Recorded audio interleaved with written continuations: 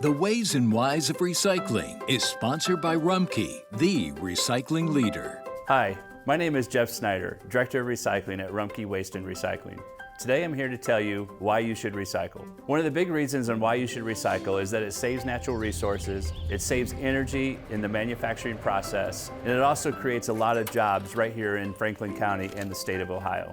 Glass bottles stay right here in the Midwest, where they're made back into fiberglass insulation, and then we use the flint and amber cullet, which is 3/8 and bigger, to go back into bottle and jar manufacturing. On the paper side of the recycling, every time you put paper into your recycling bin, or cardboard or OCC, old corrugated containers, into your recycling bin, that's all made back into recycled corrugated medium, which goes back into making corrugated boxes.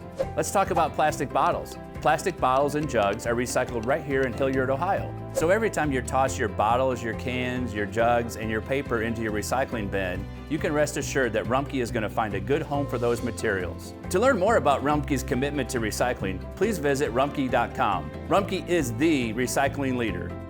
The Ways and Whys of Recycling is sponsored by Rumpke, the recycling leader.